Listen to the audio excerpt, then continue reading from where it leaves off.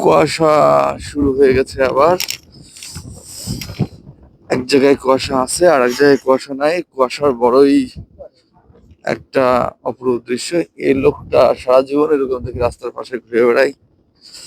পাগলি মানুষ তো যা পায় তাই ঘটে। কুয়াশা জায়গায় জায়গায় অনেক বেশি কুয়াশা মনে হচ্ছে, কিছুই দেখা যাচ্ছে না। আবার জায়গায় জায়গায় একেবারে ক্লিয়ার এইচডি ফুটেজ। কুয়াশার বড় আজব লীলা, বোঝা বড়ই দায়। হঠাৎ করে মনে হয় চোখ বাইন্দে কোন জায়গায় কাছে মাইরে দিতে হবে গাড়ি, এই চিন্তায় চোখে মানে ডেকে দেয় একবার কুয়াশায়। আর হঠাৎ করে এইচডি ফুটেজ দেয়, ক্লিয়ার দেখো, যা দেখো স্বচ্ছ। আরেকটা বিষয় কি জানো? কি?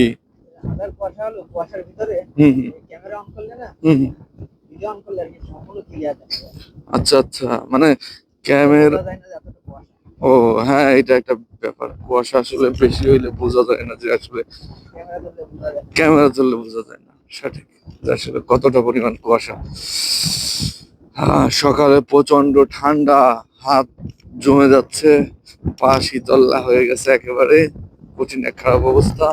তো জ্যাকেট পরে আছে বলে মনে হচ্ছে না কিছু, তার পায়ে হাতে খুবই ঠান্ডা লাগতেছে।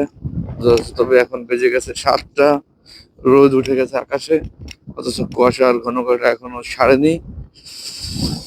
সকালবেলা উঠে আসলে আহ এই যে অনুভূতি, এটা অন্য কাউকে বোঝানো যাবে না।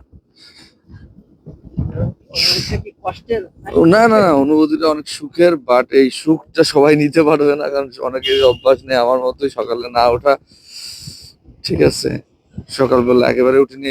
যারা এই যে প্রাইভেট কারটা গেল, যেটা এই যে এটা, এটা কিন্তু ড্রাইভিং কার। হ্যাঁ, এটা ড্রাইভিং কার, এরা ড্রাইভিং প্রশিক্ষণ করে, এরা অনেক সকালে উঠে উঠে প্রতিনিয়ত ইয়ে করে। আমরা আছি নড়িয়াটের ভিতরে, এখন আমরা যাচ্ছি, আমাদের জমিটা পড়ছে কাশীনাথপুরের ভিতরে। হ্যাঁ, তুমি একটা গল্প বলতে চাচ্ছিলে, বলো। এটা থেকে তুমি বললে হুম। যে আমাদের জমিটা পড়ছে কাশ্মীরের ভিতরে। ঠিক অনুরূপ আমি যখন সৌদি আরবে থাকতাম, ঠিক আছে, কিছু কিছু লোক জিজ্ঞাসা করতো, ভাই কোন জেলা, বাড়ি কোন জেলায় পড়ছে? আচ্ছা। হ্যাঁ, আমি বলতাম কি ভাই, ওই ঢাকা নওগাঁ পড়ার কথা ছিল, হ্যাঁ। তা ভুল করে মাগুরায় পড়েছে। ঢাকা নওগাঁ পড়ার কথা ছিল, কিন্তু ভুল করে মাগুরা মাগুরায় পড়েছে। পড়ে গেছে। আমার বাড়ি নওগাঁ, আমার নওগাঁ বাড়ি আছে, মাগুরা। হ্যাঁ, আমার বাড়ি আছে মাগুরা। আচ্ছা আচ্ছা, অসাধারণ একটা গল্প আমার ভাই বললো। জোকস টাইপের, মানে অসাধারণ জোকসের একটা গল্প। ভাই আমার সৌদি ছিলেন, চলে আসছে কিছুদিন হলো, চলে আসছে, এখন বাংলাদেশেই থাকবে আশা করতেছি আমরা। আর যাওয়ার ইচ্ছা তার নেই। তবে সে কিন্তু একেবারে বয়স যে বেশি তা না, তার কিন্তু বয়স একেবারেই কম, আমাদের চেয়ে অনেক বেশি কম।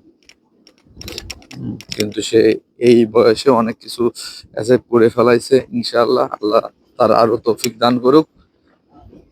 সে একজন সাকসেসফুল ম্যান।